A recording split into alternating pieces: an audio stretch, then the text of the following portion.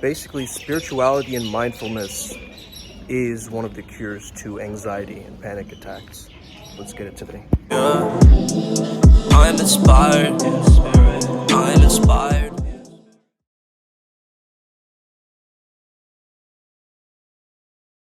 Hey there guys, how's it going? My name is Sumet Chatterjee from the Flow Zone Academy, and I am a flow state coach, which means that I help you feel better and perform better.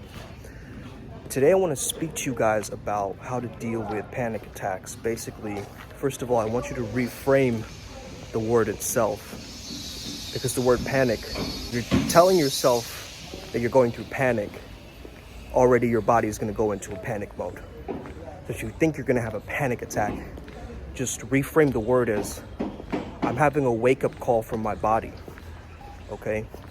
Now what this does is it gets you to look for where the tension is actually placed in your body, and it gets you much more conscious of what to do about it. What's happening, bro? In a sense, there isn't really much of a mindset shift you can make in that moment because you're so in that danger state where you don't really know what to do. And I've had this when I was super young, man. When I was in college, I would have these heavy panic attacks. Mainly it comes from a fear of death or a fear of loss, right? And you get this feeling like your heart is beating so fast out of your chest that you could die, right? Now I've linked this to spirituality because I understand, as I've grown older, I've understood that anxiety is caused by the construct of time. So in order for you to destroy anxiety, you must destroy time, which makes you a Kalabhairava, right? Once you can maintain destroying time, you get into a timelessness, which means absolute presence. It's like time is going in a cycle like this. You are the line that crosses into a complete different dimension, and you make time so relative that you're not following the trend of time anymore, right? You're just going in your own path. Time is going like this, you're going whoop, like this. Because you see, time is what creates the life cycle here in this physical realm. Anxiety is caused by fear of something is going to happen in the future, right? And, oh, this is a nice background to shoot a video, hold on. There is essentially a deadly form of Shiva, and it's actually Shivaratri tonight, which is awesome. But anyway, I'm talking about this topic of Kalabhairava. Kala means time, basically, okay? Time or space is the same word. I almost think of the energy as like a black hole, right?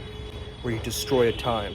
If you understand that anxiety is you fearing the time, it's an attachment to time. It's the attachment to future and the past. Something that has happened or something is going to happen. I would say depression is more linked to the past rather than anxiety, but anxiety is more like, oh, in the future something bad is really going to happen, right? Something horrific, something tragic, something deadly. So once I've tapped into this dark Shiva, Kalabhairava energy, whatever you want to call it, right? Basically, it's like that moment right before you die, where life flashes before you. It's like basically experiencing all of suffering and all of hell on earth within those 40 seconds. But guess what? After that happens, you'll be free from this mortal coiling. Once I've begun to understand that we reach anxiety because we're thinking of what's going to happen. But if we come back to the present moment using forced mindfulness, it really helps you deal with panic attacks. What is forced mindfulness? Is something I got from Wim Hof.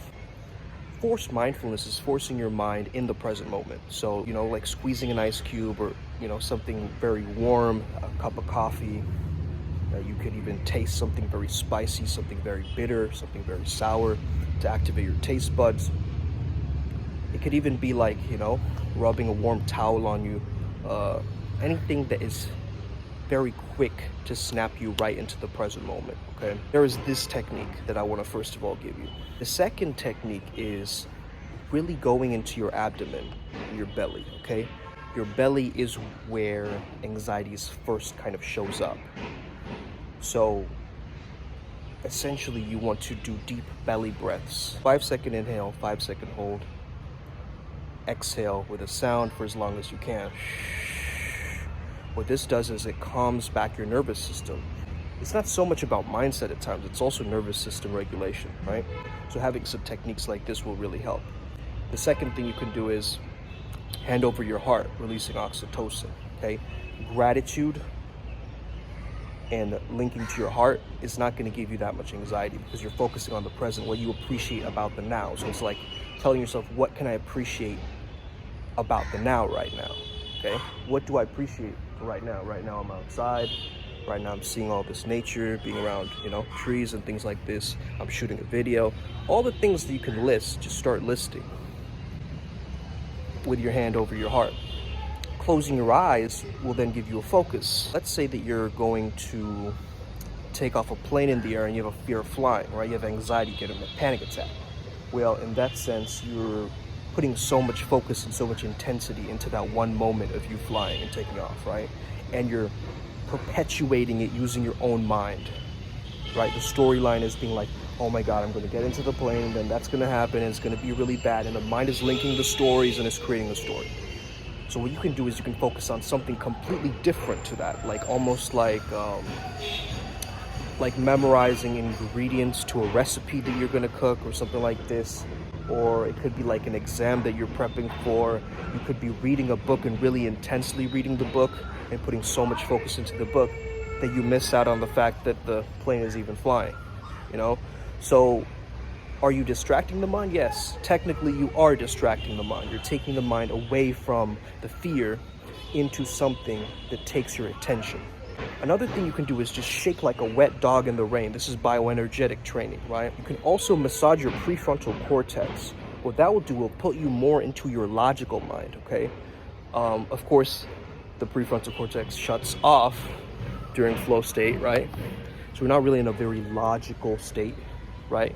When we're in flow, we're not like goal setting and things like this. We're just in the moment, right? If you do need a little bit of that logic, right, during a panic attack, you probably want that logical mind to come in and like look at the reality instead of, painting these weird pictures and storylines. So you can just basically, obviously wash your hands. You want to massage basically this area. You just want to massage the front of your forehead, top of your hairline area. And just get really good at this and then exhale. Let out all the stress. So you have access to this Bhairava Yatna. You understand that you're not touching physical time anymore. You've gone beyond the physical construct of physical nature into a dimension that cannot be touched by physical nature, okay?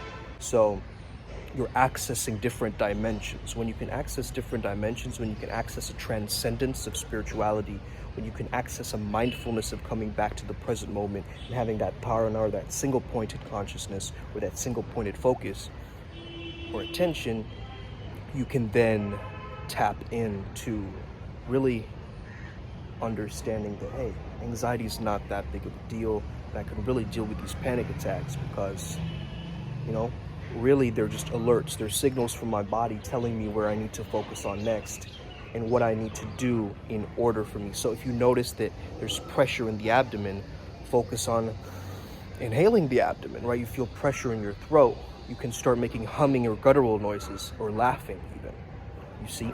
So wherever you notice the tension, where the panic, usually it's the heart. So that's why I really highly recommend that you put hands over your heart and you just close your eyes and breathe into, almost like imagining a white light, right? Like a white light visualization where you're breathing in that divine, pranic, godlike divine energy, and you're bringing it to your solar plexus, to your heart area. Obviously, you can also lie down. Lying down would probably help you just to readjust the position, because sometimes you feel stiff and it feels like you're freezing. You're in this kind of freeze mode. You can awaken just your fingers or just wiggling your toes and getting more into your body from your mind. That's what the main goal is here. So different grounding practices can be really, really helpful for this, okay? Even, shifting the weight from one foot to the other foot, or even maybe just, clenching the knees and then relaxing the knees, something like this. So focusing on the lower part of the body, not just the upper chakras, right, in a sense. This is really, really helpful. And a lot of my clients practice these techniques. I just gave you a whole bunch of how to deal with this. Obviously, a guided app that you can use is the Dare Response app, so definitely check that out. That will help with panic attacks and so forth as well. Box breathing is always nice, as I mentioned at the beginning, but really make sure that you're inhaling from your nose and you're letting out the breath, okay, from your mouth. I've also noticed this while practicing MMA, is sometimes my heart will start beating super fast, and in between the breaks I need to calm myself down by walking it out, right, moving my feet and just simply breathing in for as much as I can, holding in for as long as I can, and then just letting it out with my mouth, okay? And this kind of, you regain your heart rate variability, right? That's what you're going for. And ideal heart rate variability will get you into flow state, okay? It's really important that you try these exercises out. Try them out. Don't just, push them aside. Try each of them out individually. You can use a combination of all of them, and this is what I call the panic blaster. Try all of these ones that I mentioned, at once.